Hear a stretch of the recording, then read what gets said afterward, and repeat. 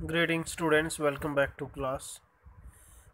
It's chapter French Revolution. In the previous lecture we discussed about the French society during the late 18th century, the state system and depleting resources and struggle to survive.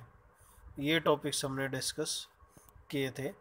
Now we will discuss about a growing middle class. ये आपकी book के अंदर आपको जो मिलेगा 1.3 मिलेगा. ये book में क्या है 1.3, यानी जो improvement in the middle class family and to privileges के बारे में हम यहाँ डिस्कस करेंगे.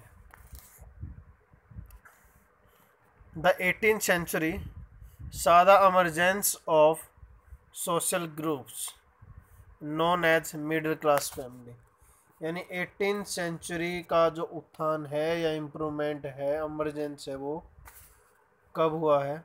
18th century में मिडिल क्लास का एमरजेंस हुआ है या उत्थान हुआ या इम्प्रूवमेंट हुआ है. हु अर्न देयर वेल्थ, यानी जो मिडिल क्लास वाले लोग थे, इन्होंने जो है वेल्थ या धन संपत्ति कहाँ से अर्न की है? बाय द ओवरसीज ट्रेड और manufacturing of goods. Overseas trade और मैन्युफैक्चरिंग ऑफ गुड्स से ये जो है गेन किया है. In addition to merchants and the manufacturer they were professionals, lawyer, administrative official in the third state. ये थर्ड स्टेट के लोग थे, ज़्यादातर लॉयर थे इसके अंदर, एडमिनिस्ट्रेटिव थे. These classes start questioning the action of the king. अब इन लोगों ने किंग से सवाल जवाब करना स्टार्ट कर दिया. ऐसा क्यों किया? क्योंकि हमने स्टार्टिंग में फर्स्ट लेक्चर में डिस्कस किया था, जो सोसाइटी थी फर्स्ट, सेकंड और थर्ड स्टेट के अंदर डिवाइडेड थी. फर्स्ट और सेकंड स्टेट को कोई टैक्स पे नहीं करना पड़ता था, थर्ड स्टेट को टैक्सेस पे करने पड़ते थे. तो अब इन लोगों ने सवाल जवाब करना उनसे स्टार्ट कर दिया और कुछ रिलेटेड कोज, उससे रिलेटेड कोज यहाँ है. These all classes were educated and didn't believe in the social inequality. ये social inequality में believe ही नहीं करते थे. They believe that a person's social position must be depends on the merits. यानी थर्ड स्टेट के लोग या मिडिल क्लास फैमिली के लोग चाहते थे कि जो भी राइट्स हमें मिले वो मेरिट्स के बिहाफ पर हों, बाय बर्थ न हो. जैसी हमारी एबिलिटी है उसके बिहाफ पर राइट्स हमें मिले. Second point is there the idea of envisioning a society were based on the freedom, equality, law and opportunities for all. मतलब सभी को स्वतंत्रता मिले, सभी को इक्वलिटी मिले, सभी को बराबर अवसर मिले, समानता मिले. ये आइडिया किसका था? मिडिल क्लास का था. These were put forward the philosophers such as John Locke, Rousseau, Montesquieu. ये तीन फेमस राइटर्स यहाँ, जॉन लॉक, रूसो और मोंटेस्क्यू, ये फिलोसफर थे जिन्होंने मिडिल क्लास फैमिलीज की आवाज़ को आगे उठाया. टू ट्रीटीज द लॉक है, जॉन लॉक ने जो अपनी बुक लिखी थी उसका नाम था to treaties.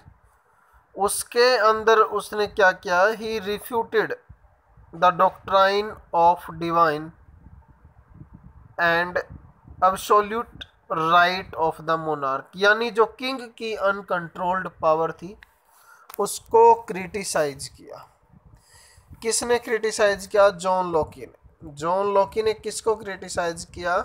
Uncontrolled power of monarch, और even we can say the absolute rights of the monarch को किसने क्रिटिसाइज किया? जॉन लॉकी ने क्रिटिसाइज किया.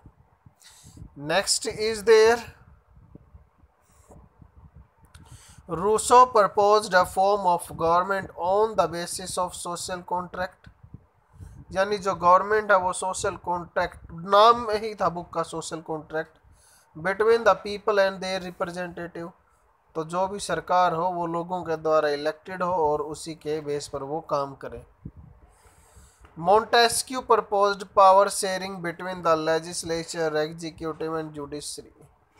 द स्पिरिट ऑफ लॉज, तो क्वेश्चन यहाँ पर ये बनता है, what is the theme of spirit of laws? The equal distribution of power among the different organ of the government, legislature, executive and judiciary. The idea of philosophy were discussed in the saloons, coffee houses and spread among people through a books and newspaper also.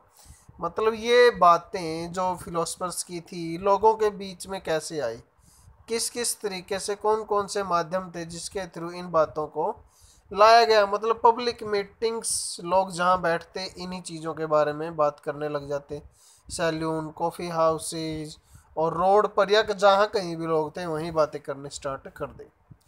When the news spread that the Louis XVI planned to impose further taxes, the anger among these classes grew up and they ready to protest against the system. अब जब दोबारा से ये खबर लोगों के सामने आई, ये न्यूज़ लोगों के पास आई कि किंग जो है और भी टैक्सेस इंक्रीज कर रहा है, तो लोग और भी ज़्यादा गुस्से में आग बबूला हो गए and they were ready to protest या protest against the king. Students, it was all over about this lecture. In the next lecture we will discuss about the outbreak of the revolution. Outbreak of the revolution का मतलब उसकी शुरुआत। The incident of 5th May, 20th May, 14th July, 14th August and France became constitutional monarch. These topics we have to discuss in the next video. It was all over for today's. Thank you. Have a nice day.